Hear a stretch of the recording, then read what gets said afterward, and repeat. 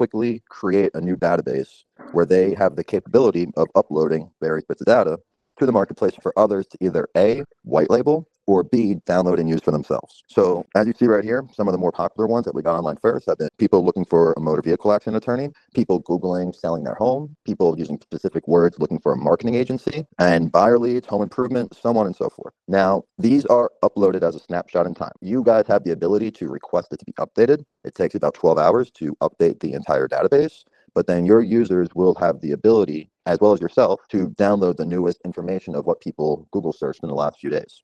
So right now I'm going to go through motor vehicle accident, and all of these are various fields you can filter by. Now, there's two sides of this equation that I'm going to overly emphasize because that is the best way to explain what it is that we're doing. So I'm going to start on the perspective of you just came in and you say, I would like a database of people who are maybe a personal injury. We'll call it personal injury. But before I do that, every database that you make, you can make a clone of. So the most recent one I made, I believe, was the marketing agency. So I'm going to go off, clone this whole thing, and I'm going to go through these step by step once we go off and create this table. So now I have just created the table, and I'm going to go create the name of the database to be personal injury. That's another big one that people ask for. The price per lead, right now, unless you are uploading your own data, which you can have the ability to on a separate plan, the price per lead, we leave it a penny, but anyone can upload their own data and charge what they want for it. When you're building the database, you have the full ability to go off and customize not just the name, but you can control how they can search the actual field. So if you know what Snowflake is, it's similar to that. You guys don't have to do this. This is what we have paid services we can do. But if you wanted to learn how to do it, you do have the capability of doing it without us.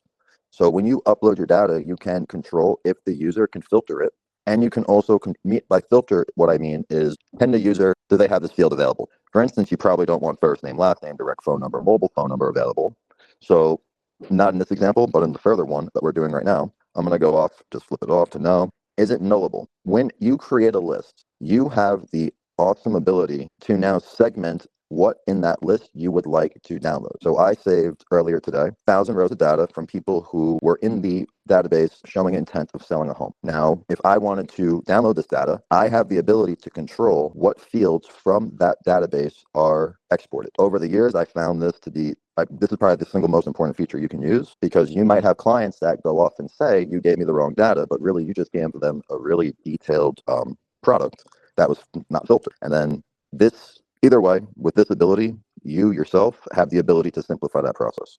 So some users might come to you not because they want a phone number or an email list. It's possible they come because they only want the Shade 256. So if you were doing a Facebook audience, you would have the ability to just select it. All of this is what you can be selling with the data monetization. So when we do our sales presentation, and what we have found to be one of the best drivers of closing is highlighting the fact that for your user, you can sell them the same exact services. And you can show them that this is what you're actually doing for them by having us do it, and through the cloning and the teaching. It's really not complicated. But the bottom line is, you're selling essentially a database service, not just database service, but you are the expert. We provided these tools where now you're not just selling leads, you are performing a highly technical service that if you were to actually employ somebody, it probably costs at least $5,000 or $6,000 a month if you hire someone in America who's an American who knows what they're doing. So this is an insane value proposition that you can present to your client, that you can build these custom database solutions just for them. And in other instances, you do not need to use your data. If you don't have the data, you have the entire capability of going to the tab right now, old databases. These databases I built, that's why they're not under old databases, but you guys would see all those databases under here. You'll see purchase data, you'll see a little email button, and you'll see a chat button.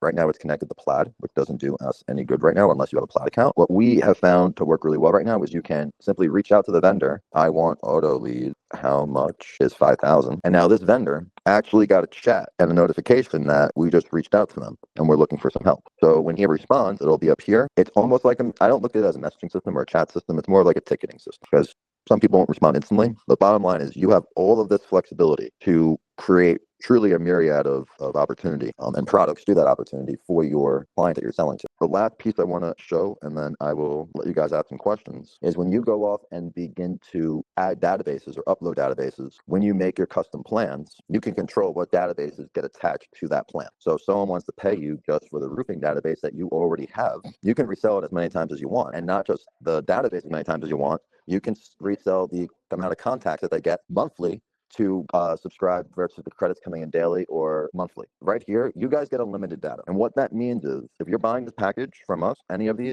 all of it's unlimited. Unlimited has a definition though, and that means the list size is. So what that means is you can download unlimited lists to get unlimited leads, but each list is capped at 5,000. Now on the $4.99 plan, you get one data storefront, which is obviously one white label, and 25 data products. What the data products are is your ability to actually filter out and control how you can resell the databases and segments. So instead of selling a database of 8 million solar leads, you very well might have clients that are not capable of filtering, and that is very common and more common than you would expect. So one thing that you have the flexibility of doing is creating a custom list for them. Hey, I can't find my leads in this postal code. It happens. You can go off, create it, save it, and name it, and go off. And now your user can find that list that you did for them. And you further have the functionality to control what it is that they can and cannot filter from your filter. So in this section here, right now, you'll notice we don't have the custom databases in. It's going to take about a week and we'll have that there. But I have chosen to remove the city, the age range, and the country because it's all USA.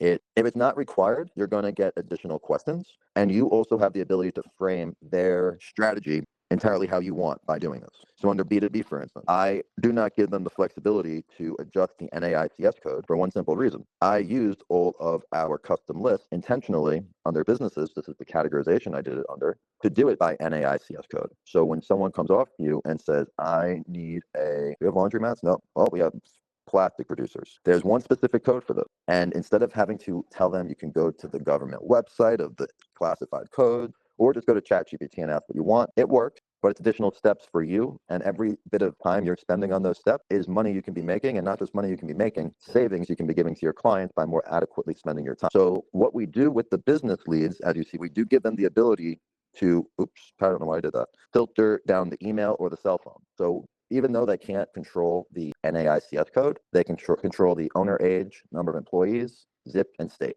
And the reason I do not have city in here is because given the way databases work, you would need to type in the city identically. Some cities may be abbreviated, like Santa Ana Barber Avenue or something.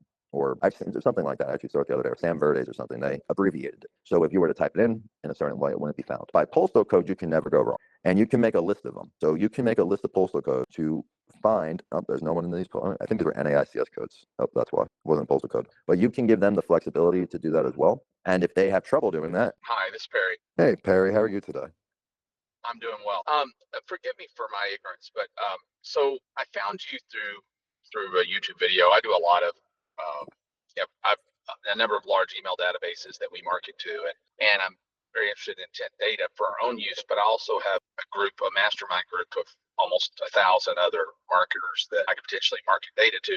So just to clarify, so basically you're a platform that allows me to buy data from third-party data sources and sort it, sift it, and resell it through your platform. Is that a fair statement? Correct. Where you can connect with people to do exactly that. But I'm going to need to buy. I'm not going to need to buy individual subscriptions from all these other data providers. Is that the way that works? No. So right now the data providers are limited because we have a different billing arrangement with them. They pay us for cloud hosting, right? So we have a calculable way where they can sell what they need to, and we're rebilling them on the cloud front.